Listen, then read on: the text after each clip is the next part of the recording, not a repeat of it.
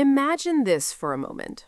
You're not feeling well, your chest feels tight, your head is dizzy, or maybe someone you love suddenly collapses.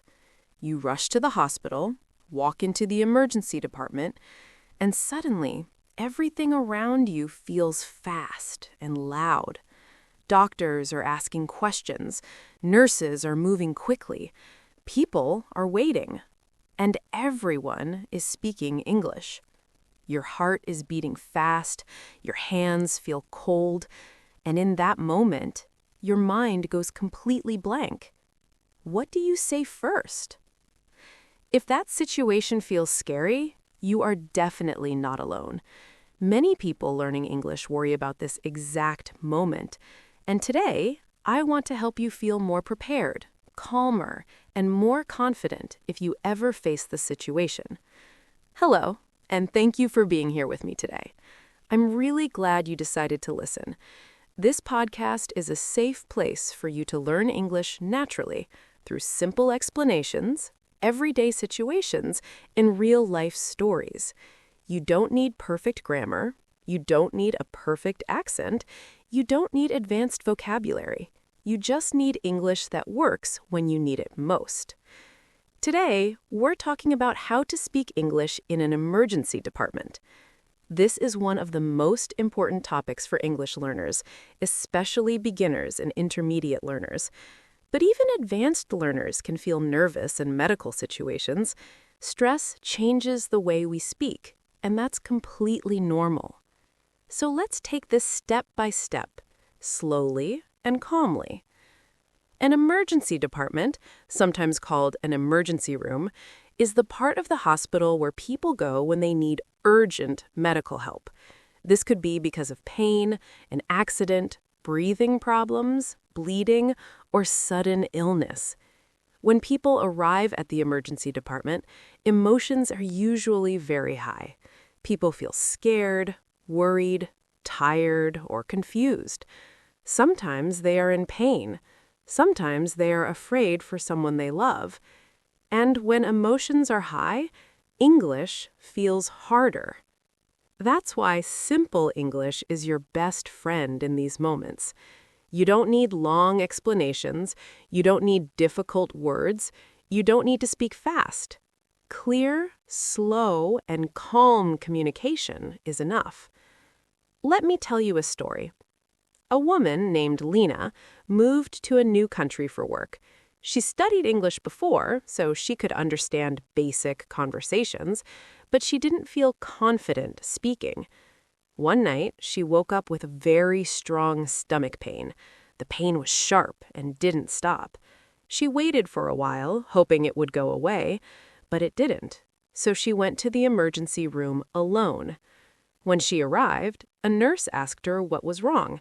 Lena wanted to explain everything perfectly. She wanted to sound fluent. She wanted to use the right words. But because she was nervous and in pain, she started speaking very fast. Her sentences were long and unclear. The nurse looked confused. Lena noticed this.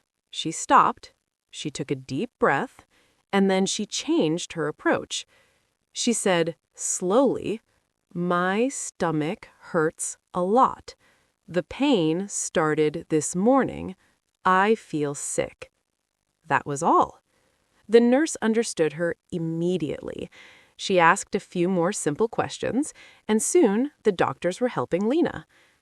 This story teaches us something very important. In an emergency, simple English works better than perfect English. Now, let's pause for a moment and talk about some key words you may hear in an emergency department. The word emergency means a serious and unexpected situation that needs quick help. The word department means a section or area of a hospital, so emergency department means the place where urgent medical care happens. You might also hear the word response. A response is how someone reacts or answers. In an emergency response, doctors and nurses act quickly to help patients. Doctors and nurses will usually ask short, direct questions. They may ask, where does it hurt? When did this start? How bad is the pain? Or, are you allergic to anything? You do not need long answers. Short, clear answers are perfect. Now, let's practice some simple sentences together. You can repeat them quietly or just listen. I need help. I am in pain. My chest hurts. My head hurts. My stomach hurts. I feel dizzy. I feel very weak. I can't breathe well. It started 2 hours ago. The pain started yesterday. Notice how short these sentences are. This is how to speak English clearly and easily in an emergency department. Many learners worry a lot about accent. They ask questions like, how can I speak English without accent? Or how do I sound more natural? Here is something very important to remember. In an emergency, your accent does not matter. Your message matters. Doctors do not expect perfect pronunciation. They just want to understand your problem so they can help you. So don't rush. Speak slowly. Take a breath before you speak. Clear English is much more important than fast speaking. Now, let's talk about some common mistakes English learners make in emergency situations. One very common mistake is speaking too fast because of fear or stress. When we speak fast, words become unclear and people may not understand us. Another mistake is trying to explain everything at once. When you're stressed, long sentences are harder to control and harder for others to follow. Instead of telling a long story, focus on the most important information first. Where is the pain? How strong is it? When did it start? Another mistake is staying silent because you are afraid of making mistakes. Please remember this. Making mistakes is okay. Staying silent can be dangerous in an emergency. Doctors and nurses are used to speaking with people from many countries. They are trained to listen patiently. Let me show you a gentle correction example. If you say, pain here yesterday night, that is understandable. Doctors will probably understand you. But a clearer sentence is, I had pain here last night. Both sentences work. One is just a little clearer. And clarity is the goal.